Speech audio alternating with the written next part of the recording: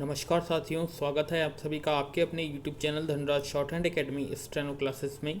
दोस्तों, आज का हमारा डिक्टेशन है दैनिक जागरण संपादकीय IMF का अनुमान, नई दिल्ली, दिनांक 15 अक्टूबर 2020, गति 85 शब्द प्रति मिनट। डिक्टेशन स्टार्ट होगी 5 सेकंड बाद।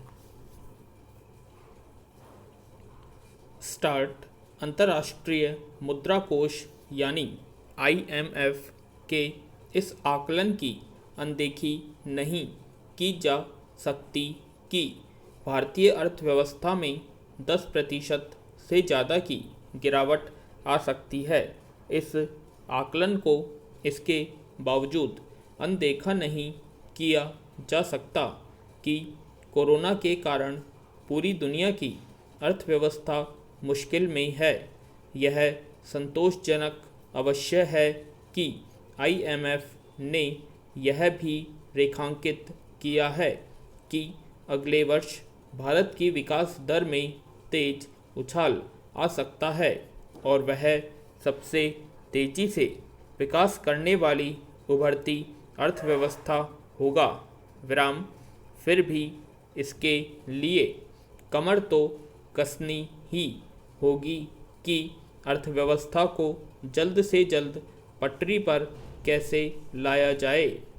IMF ने इस बारे में कुछ सुझाव देते हुए कहा है कि भारतीय अर्थव्यवस्था को महामारी जनित संकट से उबारने के लिए राजकोषीय और मौद्रिक उपायों के साथ ही कुछ संरचनात्मक उपाय भी करने होंगे। कहना कठिन है कि भारत सरकार इन सुझावों पर कितना गौर करेगी, लेकिन इतना तो है ही कि उसे ऐसे कुछ कदम उठाने होंगे जिनसे अर्थव्यवस्था की मुश्किलें वास्तव में दूर हों। विराम।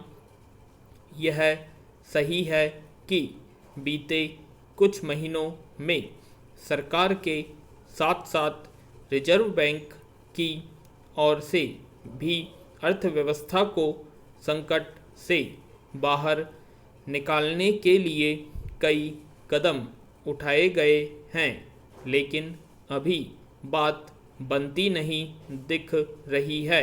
पैरा। बीते दिनों वित्त मंत्री ने केंद्रीय कर्मचारियों को अपने लीव ट्रैवल कंसेशन अर्थात LTC की रकम से ऐसी वस्तुओं को टैक्स रहित खरीद की सुविधा देने वाली एक योजना की घोषणा की, जिन पर 12% या इससे अधिक का GST हो। विराम। इसके अलावा उन्होंने सभी केंद्रीय कर्मचारियों को 10,000 रुपये के एडवांस के रूप में रुपे कार्ड देने की घोषणा की। विराम। ये उपाय कारगर हो सकते हैं, लेकिन उनकी एक सीमा है। उचित यह होगा कि सरकार उन उपायों पर अधिक ध्यान दे जो उद्योग धंधों को बल देने के साथ ही रोजगार के अवसर बढ़ाने का काम करें। विराम। उचित यह होगा कि सरकार ऐसे पुख्ता उपायों के साथ सामने आए जिनसे रियल एस्टेट सरीखे रोजगार बढ़ाने वाले सेक्टरों की सुस्ती दूर हो। विराम। यदि रियल एस्टेट सेक्टर में तेजी आ सके तो अन्य सेक्टरों को भी बल प्रदान करने के साथ रोजगार के अवसर बढ़ाने में भी सबसे अधिक सहायक होगा। केंद्र सरकार को अपने स्तर पर निर्माण परियोजनाओं को गति देने का काम भी प्राथमिकता के आधार पर करना चाहिए। विराम। ऐसे काम राज्य सरकारों को भी करने होंगे। विराम। इसका कोई मतलब नहीं कि वे हाथ पर हाथ धरे बैठी रहें या फिर यह आभास कराएं कि अर्थव्यवस्था को संकट से बाहर निकालना केवल केंद्रीय सत्ता की जिम्मेदारी है। विराम।